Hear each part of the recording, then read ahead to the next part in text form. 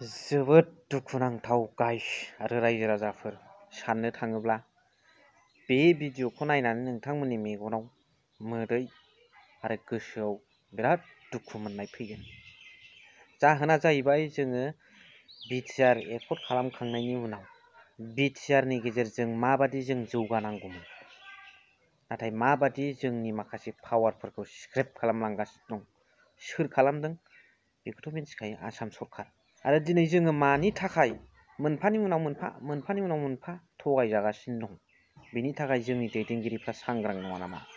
आरो जोङो डेभेलप जानो नागारै मानो सिंजों जोङो आसाम सरकारजों जोङो डिनाय खालामजागासिनो दं? मानो जोंनि गासैखौबो मोनफानि उनाव मोनफा थगायगासिनो दं आसाम सरकारा? बिटिआर एकर्डनि दफाफोरखौबो बिथांमोन आसाम सरकारानो भायलेसन खालामगासिनो दङ। दिनै बेफोरखौ नुनानैबो जोंनि दैदेनगिरिफ्रा आसाम सरकारजों, बर्तमानाव आसाम सरकारा बिजेपिजों एलायन्सआव दं नालाय, बिजेपिजों एलायन्स थाबावो, केन्डिडेट बसायबावो। नाथाय बेफोरबादिखौ नुसेयावबो दिनै बिजेपिनि एलायन्स केन्डिडेटनो सोर भट होगोन? आरो बिटिआर सरकारनि इउपिपिएलनिफ्राय ओंखारनाय केन्डिडेटनो सोर भट होगोन? दा बेफोर गासैखौबो खोथाखौ नैबे भिडिअ क्लिप्सनि गेजेरजों नोंथांमोना गासैखौबो क्लियारै बुजिनो मोनगोन आरो बेखौ खोनाखांनानै नोंथांमोननि मेगनाव मोदै गगोन, गोसोआव दुखु मोननाय फैगोन।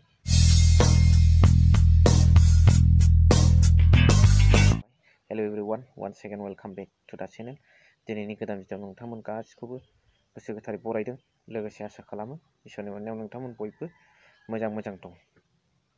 स' बे भिडिअ क्लिप्सखौ नायलांदो, नायलांनानै जोबनायाव नोंथांमोना कमेन्ट्स हरबानो जाबाय मा सानदों। बिटिआर एकर्डनि दफा बायदि 6.3 स्कुल आरो कलेज, जायफोर स्कुल आरो कलेजआ दासिमबो सरकारि जायाखै, बे सरकारि जायै स्कुल आरो कलेजखौ बिटिआर एकर्डनि दफा बायदि सरकारि खालामनाय जागोन होननानै आसाम गभर्नमेन्ट आरो सेन्ट्रेल गभर्नमेन्टआ रादाय खादोंमोन। नाथाय आसाम सरकारनिफ्राय बिटिसि रायजोनिसिम गांसे लाइजाम, बे लाइजामानो जाहैबाय, बेयाव बेबायदि लिरदों जे आसाम गभर्नमेन्टनि थाखाय मोनसेबो कलेज आरो मोनसेबो स्कुलखौ आसाम गभर्नमेन्टआ सरकारि खालामनो हानाय नङा होननानै बिटिआर रायजोनो बे लाइजामखौ हरदों। जोबोर दुखु गोनां। दिनै गोबां रायजो आरो मास्टरफोरा, इन्टेलेक्सुयेल रायजोफोरा सानदोंमोन स्कुल आरो कलेजखौ आसाम सरकारा प्रभिन्सियेलाइज खालामसिगोन बा सरकारि खालामसिगोन होननानै। नाथाय आसाम सरकारा खनसेयावनो नैबे लाइजामजों बिटिआर एकर्डनि 6.3 दफाखौ आरो बे रादायखौ आसाम सरकारा दिनै सिफायबाय आरो बोफ्लेजोबबाय। दिनै जोंनि माहारियारि आफाद आरो रायजोफोरा मा बुंगोन? जाय सरकारा दिनै आसा होदोंमोन सरकारि नङै स्कुल आरो सरकारि नङै कलेजफोरखौ सरकारि खालामनायनि, नाथाय गांसे लाइजामजोंनो बे खोथाखौ फोसावबाय जे आसाम गभर्नमेन्टआ दासिम स्कुल आरो कलेजखौ प्रभिन्सियेलाइज खालामनायनि, सरकारि खालामनायनि जेबो राहा गैया होननानै बुंखाबाय। आरो नै दाखालि बावै बिटिआरआव 10टा कलेज सरकारि खालामबाय होनना फोसावनायनि सायावबो नै मार्चनि 13 तारिख आंनियाव गांसे लाइजाम फैबाय। बेवहाय बेबायदि लिरदों, There is no government amendment bill. There is no government amendment bill in connection with provincialization of 10 nose of degree college under BTR. BTRआव दाखालि बावै जानाय 10टा कलेजहाबो जेबो गभर्नमेन्टनि एमेन्डमेन्ट बिल गैया होननानै दिनै बे लाइजामखौ हरदों। बेसेबां दुखु गोनां।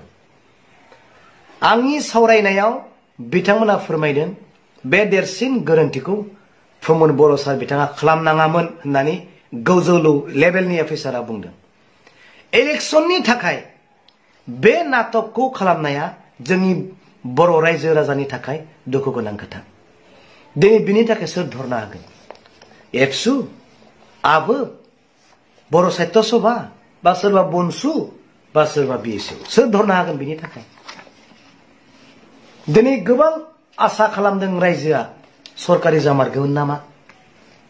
नाथाय दिनै बेबायदि मोनसे लेटारखौ आसाम सरकार लिरना हरखाबाय ओरैबायदि लिरनानै हरदों it is not possible for state government to provincialise the college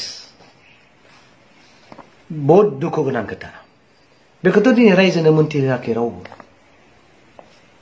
खनसेयावनो बोफ्लेजोब्बाय बे 6.3 दफाखौ दानिया जाय सरकारा दिनै बे 6.3 दफाखौ नाटसाट खालामबाय बे सरकारनि लिडारफोरखौ हमदो दानिया जोंनि बर' रायजो राजाया दिनै आं बे खोथाखौ मिथिहोबाय बे लेटारखौ आं नोंथांमोननो होगोन नोंथांमोना मोजाङै नायब्लानो जाबाय स' आसा खालामबाय गासिखौबो बुजिबाय दा भिडिअखौ एसेखिनियावनो दोनथ'बाय थेंक इउ भेरि माच फर वाचिं लाभ इउ